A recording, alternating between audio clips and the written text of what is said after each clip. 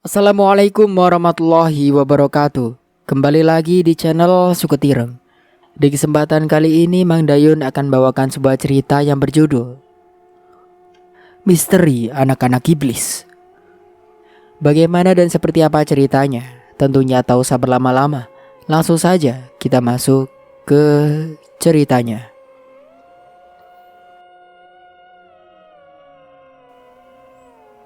Celaka, kepala orang itu bakal... Syukurlah, orang itu membungkuk. Atau barangkali tas sudah menghantam kepalanya. Oh, tidak lagi. Karena orang yang ada di belakang kemudi sudah duduk lurus kembali. Dan tas melayang keluar jendela mobil. Dilemparkan dengan marahnya. Jatuh terhempas di dekat pintu gerbang. Menggeletak diam. Mobil itu kemudian bergerak perlahan. Kemudian berlalu, perlahan tetapi pasti. Badai angin pun ikut berlalu. Di jalan raya mobil-mobil dan sepeda motor saling berpacu dengan raungan mesin yang menekan telinga. Kontras dengan suasana blok perkantoran. Mendadak sunyi sepi. Samar-samar terdengar suara berisik mesin-mesin dari arah blok percetakan. Kemudian banyak orang mulai keluar entah dari mana memasuki blok perkantoran. Suara-suara manusia pun mulai terdengar. Makin lama makin ramai. Ada seseorang menjerit dan orang lainnya menangis seperti kesakitan. Sejenak, Joko linglung. Kemudian ia membungkuk, menjemput tas di dekatnya. Anehnya, dia tak bertingkah lagi, desa Joko, seraya memandang ke arah tas dekat ransel di meja warung kopi itu. Zulham ikut menatap, namun keprihatinan akan nasib barang-barang miliknya yang mungkin penyok itu tidak lagi terasa. Perasaan lain mengusik lebih keras. Ada sesuatu menghampiri dirinya. Entah apa dan mengapa.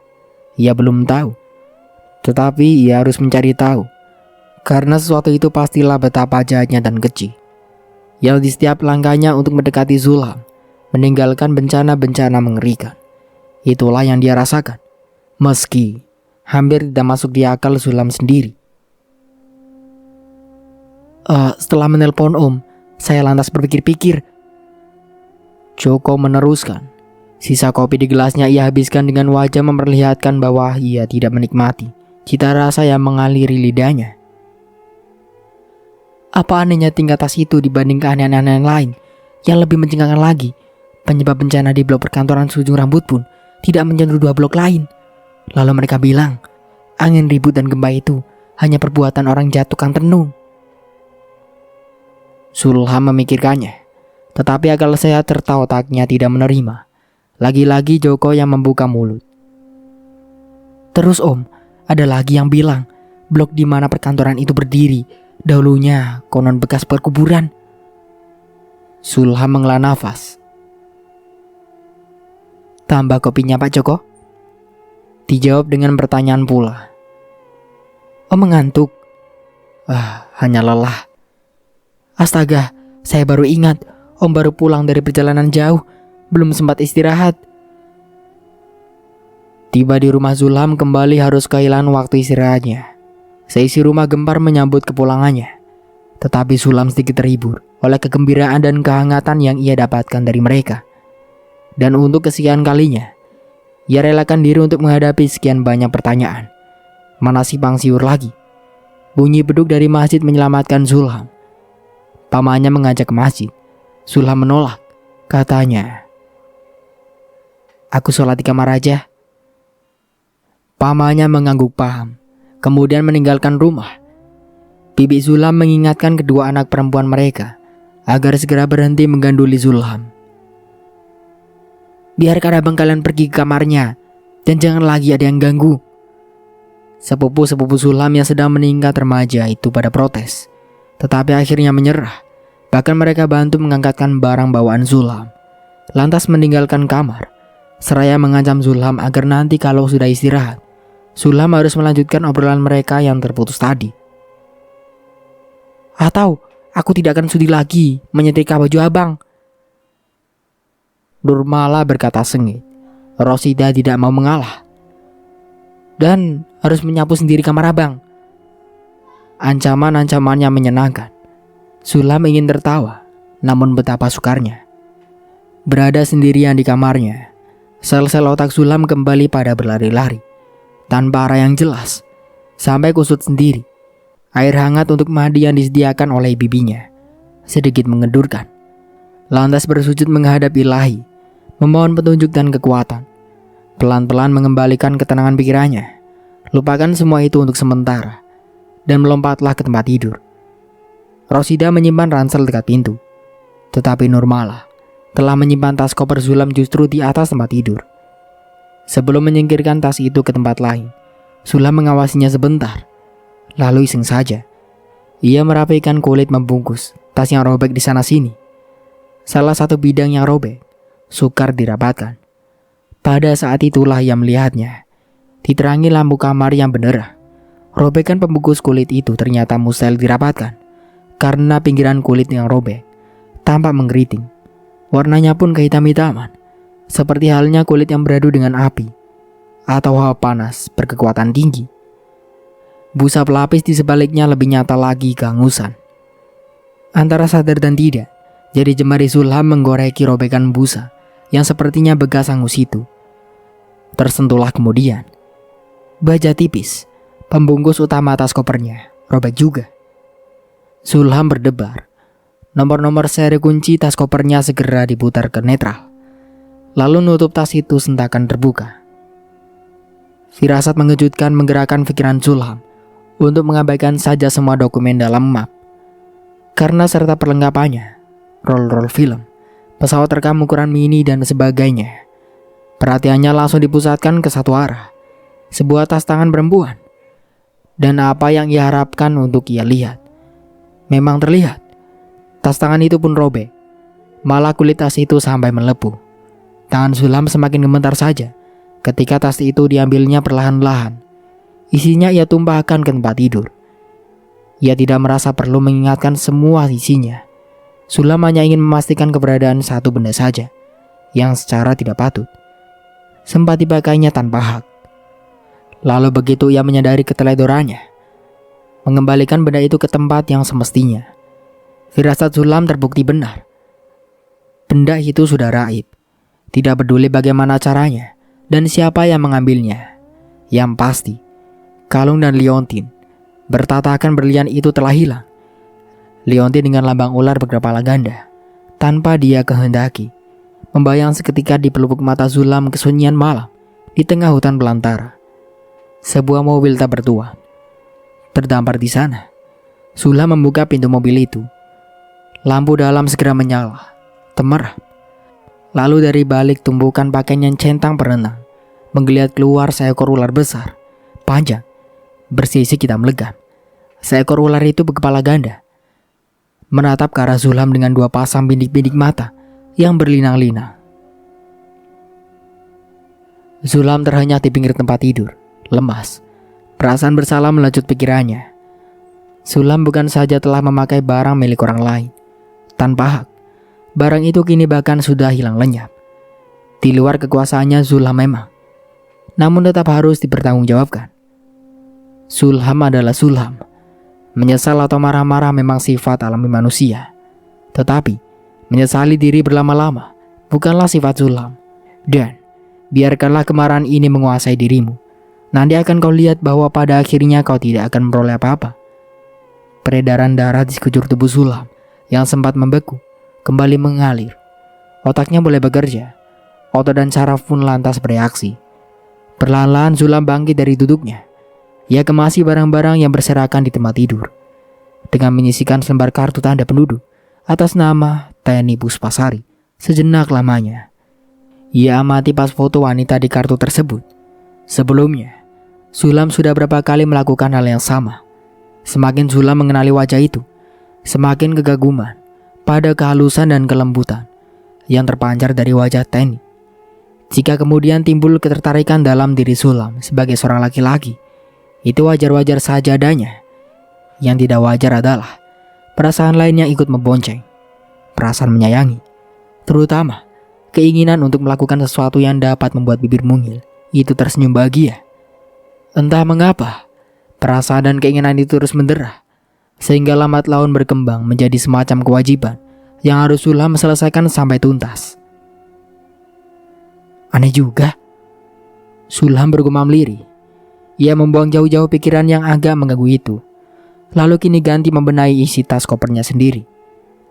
Sedikitpun Sulam tidak berminat lagi pada tumpukan map-map, foto-foto, galungan roll film maupun benda-benda lain yang merupakan hasil liputan sewaktu Sulam menjalankan tugas kewartawanannya nun jauh salah satu pelosok Sumatera. Semuanya dikeluarkan, lalu disimpan semau hatinya di meja kerja dekat jendela kamar tidur. Kamera serta perlengkapannya saja yang tetap ia biarkan di dalam tas, disusun hati-hati untuk memberi tempat yang luang dan nyaman pada tas tangan Teni Puspasari. Kamera dan perlengkapannya akan diantarkan Sulam ke studio langganannya untuk diservis, dan jika ada komponen yang rusak supaya segera diganti. Begitu pula tas koper. Sulam tahu pada siapa ia harus menyerahkannya, bukan untuk diperbaiki, melainkan untuk diperiksa, diteliti penyebab kerusakannya yang begitu rumit bahkan misterius. Jika perlu, dengan menggunakan mikroskop. Betapa kuat hasrat Sulam untuk mengetahui sebagaimana. Ada kilo gemerlapan di pojok dalam tas. Sulam memungut hati-hati. Lalu didekatkan ke cahaya lampu. 3 butir mata berlian yang besar, masing-masing mendekati biji kacang hijau. Dengan bentuk dan potongan yang sama. Sulam tidak berpikir mengenai harga. Yang ia pikirkan hanyalah bahwa benda di mana semestinya batu permata itu tersimpan memang ada dan nyata, bukan sekedar halusinasi. Dan benda itu telah diambil paksa oleh seseorang. Tidak peduli siapa, bagaimana dan mengapa. Yang pasti dan senyatanya, benda itu hilang. Meskipun sekarang Sulam beruntung masih menemukan sebagian dari apa yang hilang itu. Sulam tidaklah lantas bersorak gembira. Justru perasaan bersalahnya semakin tercelut. Sulam menarik keluar selembar foto di atas meja dari pembungkus plastiknya. Ke pembungkus mana batu-batu mulai itu ia masukkan. Kemudian disimpan pada tempat yang ia perkirakan cukup aman, dalam loketnya. Setelah itu ia bersalin pakaian, mengenakan sepatu, lalu keluar dari kamar dengan menjinjing tas di satu tangan dan KTP Teni Puspitasari di tangan lainnya. Di luar kamar ia berpapasan dengan bibinya yang memandang heran.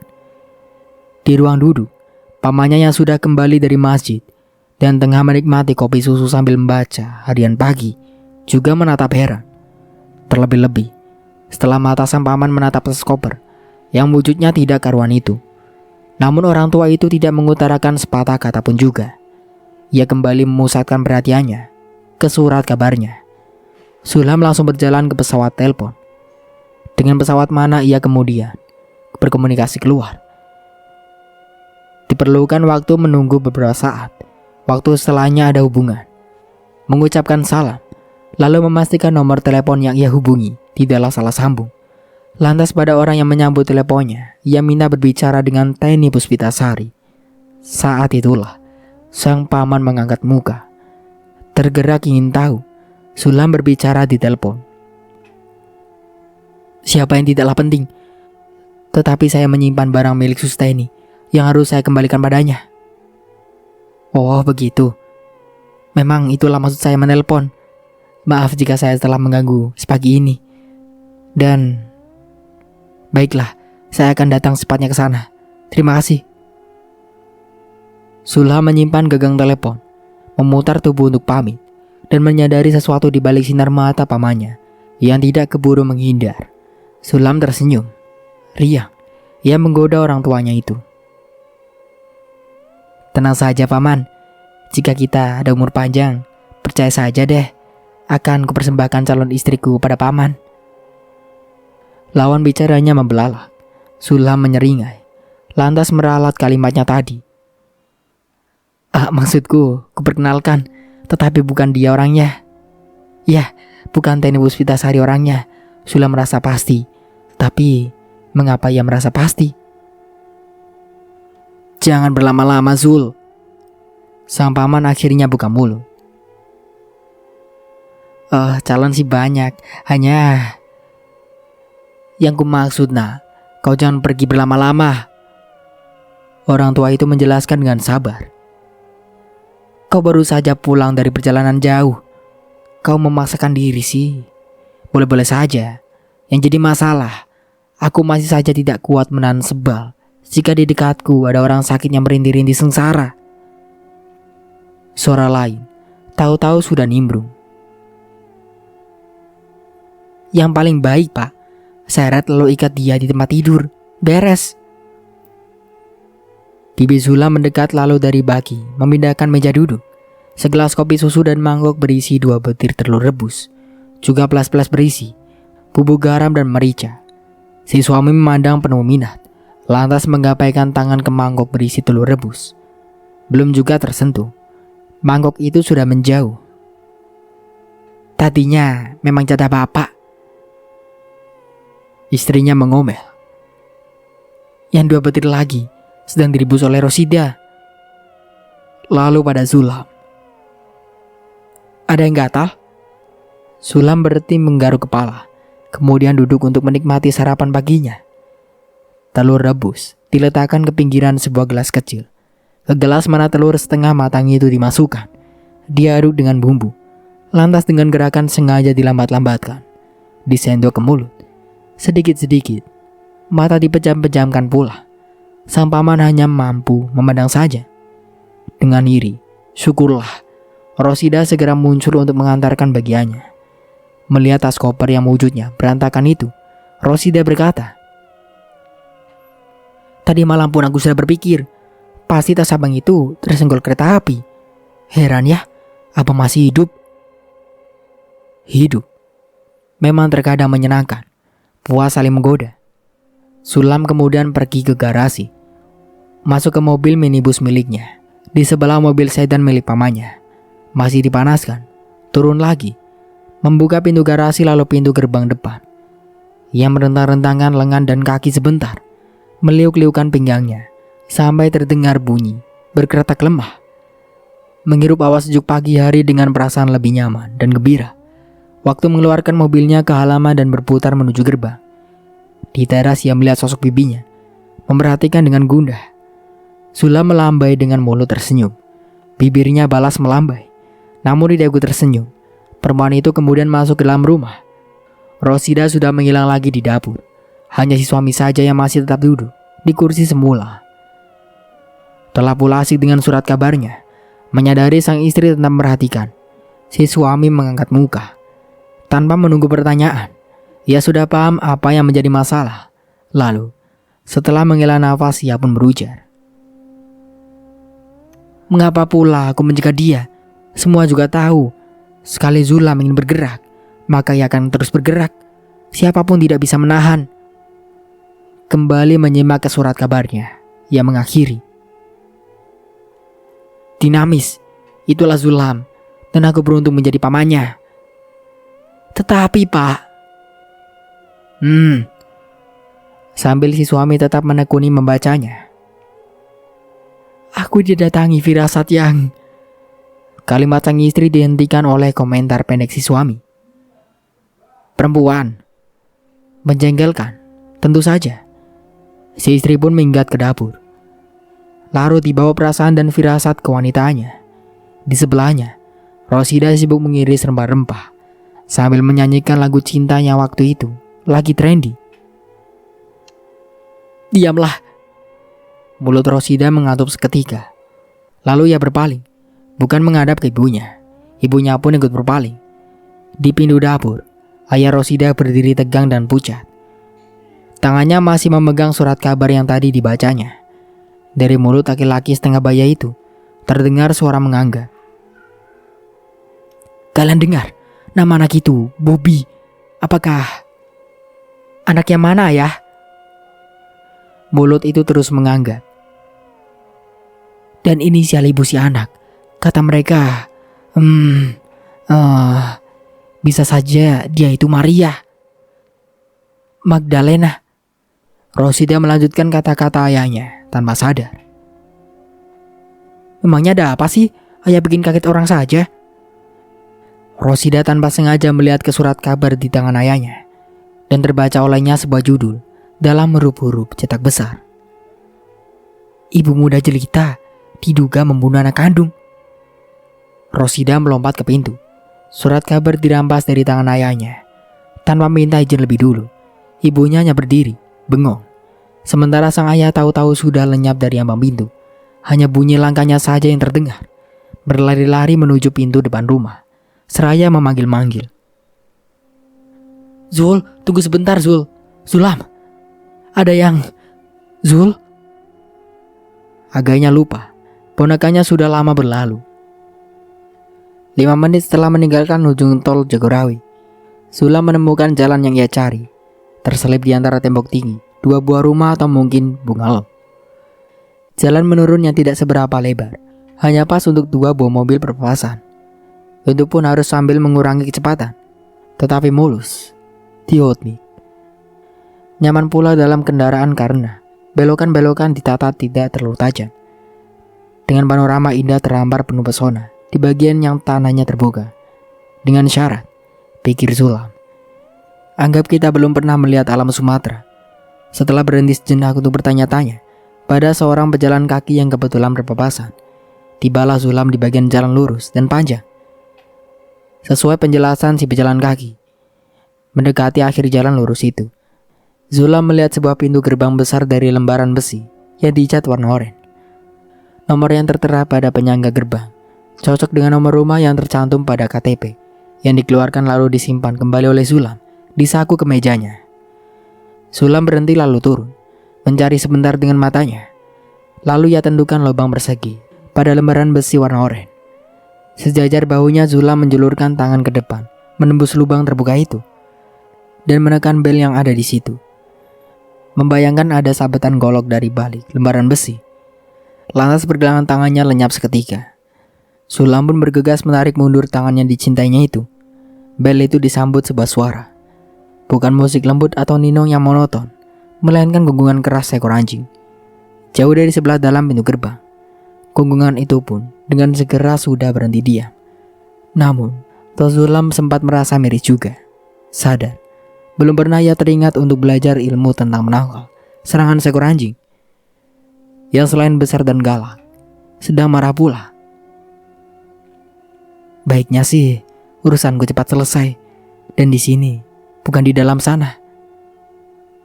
Dalam hati Sulam berharap.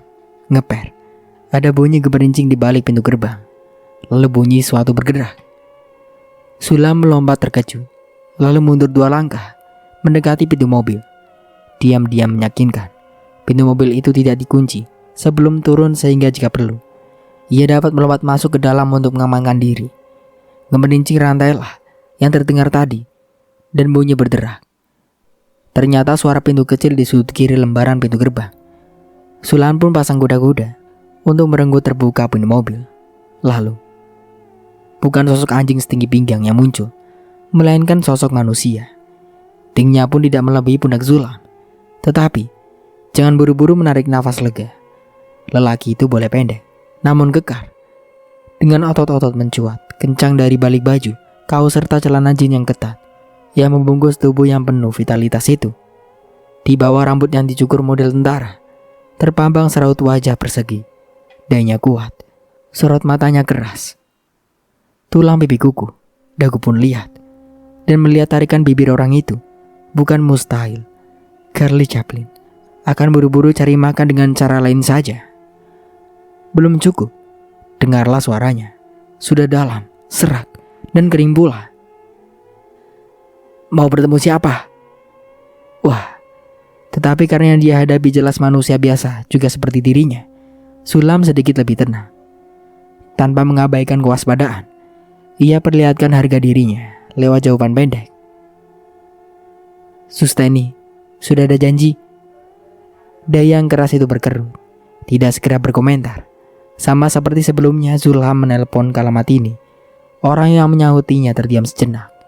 Bedanya, Sulam tidak tahu apakah diamnya orang yang menerima teleponnya juga disertai kerutan di dahi. Pertanyaan lagi. Anda siapa? Lumayan, Anda, bukan kau. Sulam tambah berani. Ada atau tidak? Barulah setelah itu ada sautan yang nadanya bukan kalimatnya. Bukalah pintu gerbang, Joan. Suara yang itu bersiul dari balik pintu gerbang. Tidak terlalu dekat, malah agak sayup-sayup sampai. Lelaki yang dipanggil dengan nama Johan itu mengangkat pundak. "Iya, jika Biasi sudah angkat bicara, siapa yang berani membantah?" Masih kalimatnya, memang. Tetapi selagi Johan membuka pintu gerbang, Sulam menangkap dua hal. Pertama, suara bernada tinggi itulah yang menerima telepon Sulam pagi tadi. Kedua, Johan menaruh segan. Paling kurang menurut perintah pemilik suara. Dengan seketika, ini membawa perubahan pada gaya pembicaraan Johan. "Kadang-kadang ada truk besar lewat di situ." Dage itu digerakkan ke arah jalan. "Lebih baik dibawa ke dalam." Sulam mengundurkan mobil untuk kemudian memasuki jalan kerikil di antara rumputan dan tanaman hias. Dengan pepohonan pinus di kiri kanan jalan, diatur berselang-seling sehingga sinar matahari tidak akan mengganggu kenyamanan pada orang yang melaluinya. Pepohonan mangga dan rambutan juga tampak di bagian lain. Kemudian patung-patung, air mancur yang mengalir deras, dan bening seperti kaca. Semua itu melengkapi sebuah rumah gedung besar dan tampak megah. Arsitekturnya merupakan kombinasi dari dua zaman berbeda. Sulam memarkir mobilnya di perkarangan yang cukup untuk menampung paling sedikit 10 mobil. Saat itu hanya ada satu mobil di dekatnya, sebuah sedan rakitan terbaru, dari merek yang Sulam tidak berani mengimpikannya. Dua lainnya tampak sekilas lewat pintu garasi yang menganga terbuka. Salah satunya minibus yang lebih besar dari punya Sulam. Namun tetap saja, membuat mobil Sulam seakan baru saja memasuki halaman parkir. Yang salah, selagi turun dari mobil, diam-diam Sulam menyesali mengapa ia selalu mengabaikan teguran Rosida. "Dicuci setahun sekali. Andai mobil abang punya hak suara." Seorang wanita menunggu Sulam di ambang masuk beranda. Tubuhnya sedang-sedang saja, tetapi tampak semampai di balik pakaian rumah yang rapi serta serasi. Dengan suara di sekitar, umurnya sukar ditebak, tetapi pasti sudah melewati 40-an atau mungkin sudah mendekati 50. Namun saat hal membedakan ia dengan orang pertama yang menyambut kedatangan Sulam di tempat itu, perempuan itu menunggu dengan senyuman manis. Namun pikiran Sulam tengah dipenuhi oleh sosok lain, sosok yang belum jelas dan tidak utuh. Betapa tidak sabar Sulam untuk segera bertemu dengannya, melihat dirinya seutuhnya. Bukan hanya sekedar raut wajah yang lembut, dengan tatap mata yang seperti diminta. Dilindungi itu, Sulam lebih tidak sabar lagi untuk mengetahui mengapa Sulam mendadak terikat pada wanita yang malah belum pernah dikenalinya itu. Sedemikian meluap-luap hasrat Sulam untuk bertemu muka dengan Tani Puspitasari, sehingga sambil turun dari mobil, ia langsung saja main sambar tas di tempat duduk sebelahnya.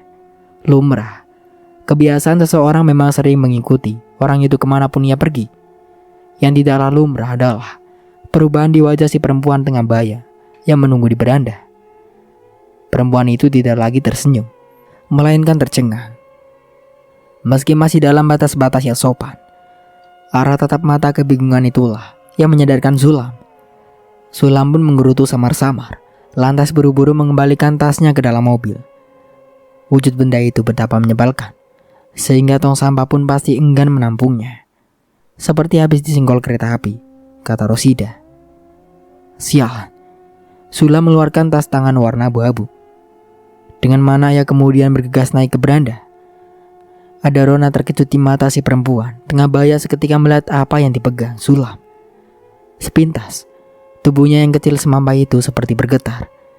Sebuah pemandangan persekian detik saja, dan Sulam menganggap yang tampak sepintas itu hanyalah tipuan mata belaka.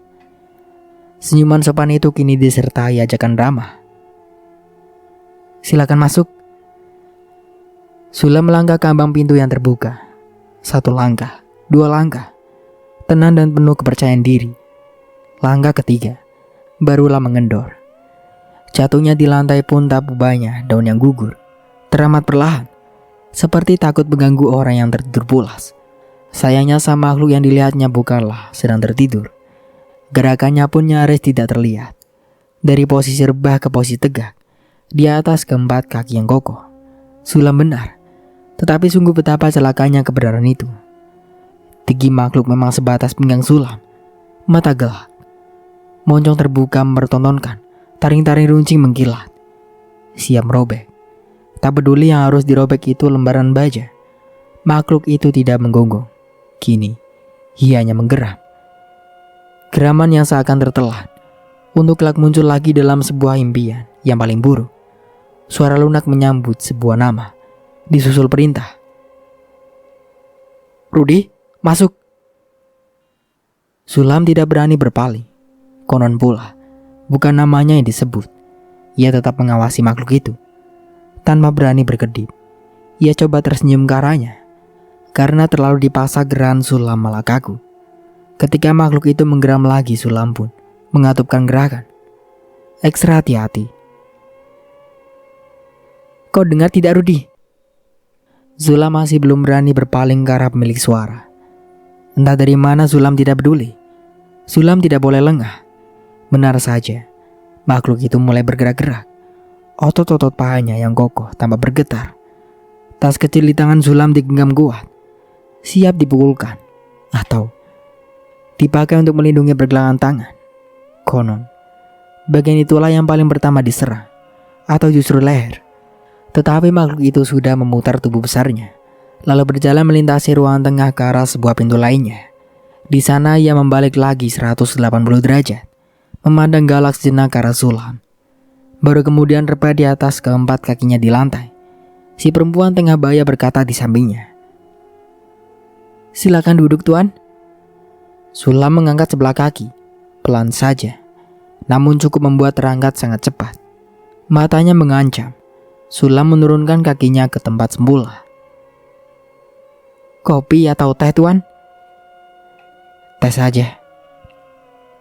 Perempuan itu melintasi ruang tengah pula, berhenti sebentar di pintu lainnya, mengawasi makhluk yang tidak mengalihkan perhatiannya dari Sulam. Si perempuan mengangkat pundak, kemudian menghilang di balik pintu. Ada helaan nafas di ruang tengah itu, lalu suara lunak tadi terdengar lagi. "Oh, aku masih di sini, Jalius. Maaf, barusan Rudi bertingkah agak tidak biasa. Sampai di mana kita tadi?" Begini saja, Jalius. Urusan negosiasi itu kulimpahkan sepenuhnya padamu." "Tidak, jangan hari ini. Besok saja kau melapor ke kantorku. 1 jam setelah waktu makan siang." Ya, boleh juga. Dan Jalius, tolong beritahu Nadia untuk membereskan urusan dengan kantor pajak." "Apa?" "Toh, aku merasa lebih sehat sekarang. Terima kasih, Jalius. Sampai besok siang." Terdengar bunyi genggam telepon berderak lembut di tempat penyimpanannya. Hela nafas lagi, lantas suara langkah-langkah kaki mendatangi. Dan muncullah dia di pintu. Seraut wajah yang selama beberapa hari belakangan ini seakan menyertai Sulam kemanapun Sulam pergi. Kalimat pertamanya untuk Sulam adalah, "Astaga, saya kira Anda sudah duduk dari tadi." Sulam mempelajari sekilas sosok tubuh yang berdiri di depannya, lantas menyeringai, tersipu-sipu. "Doberman Anda, saya lagi asik mengaguminya." "Rudi, itulah yang mengerankan. Entah mengapa. Mari duduk." "Terima kasih." Sulam menggerakkan kaki. Tidak ada reaksi apa-apa, kecuali dengusan pelan dari hidung sang makhluk. Sulam mengambil tempat di sebuah kursi yang besar dan empuk, langsung menyadar, mengendurkan saraf serta otot-ototnya yang tegang dari tadi. Si gadis melirik sebentar ke anjing ras yang masih mendekam di pintu lainnya. Doberman itu melengking lemah, menurunkan kepalanya di atas kaki-kaki depannya, seakan menyesal. Si gadis menggelengkan kepala, kemudian mengambil tempat duduk di sebelah kiri Sulam. Dia tidak semungil yang kubayangkan. Sulam banting. Mungkin benar, dia baru sembuh dari sakit, tetapi dia tampak tidak lemah. Bukan tipe orang yang suka mencari perlindungan di balik punggung orang lain. Barangkali Sulam telah keliru menilai gambaran Teni Puspitasari yang hanya ia kenal melalui foto selembar KTP saja. Gadis itu rupanya tahu dirinya sedang dinilai. Ia tersenyum samar-samar, lantas buru-buru mengingatkan. "Si memberitahu saya bahwa Anda menyimpan sesuatu. Dan..." Gadis itu berhenti sampai di situ, Ia telah melihat apa yang dari tadi dipegang temunya. Sulam tersadar.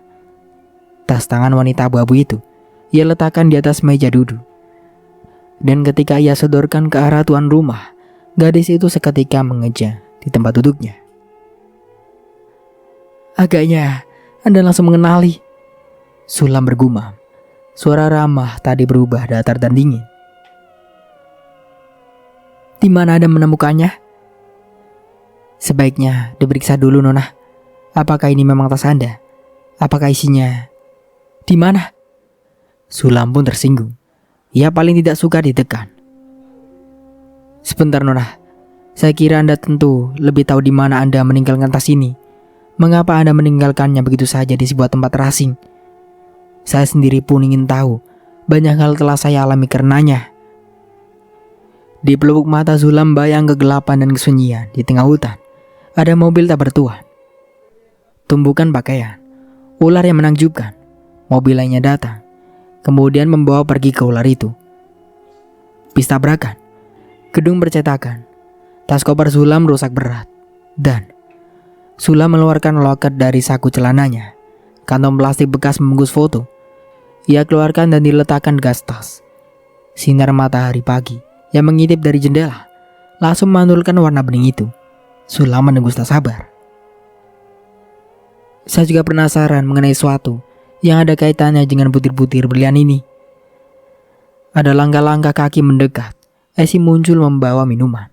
Ia sudah akan meletakkan di meja. Sewaktu ia melihat tas tangan warna abu-abu itu, Esi menegun. Wajahnya berubah pucat pasi. Bahkan suaranya bernada ketakutan. Sementara aku cukupkan dulu ceritanya sampai di sini.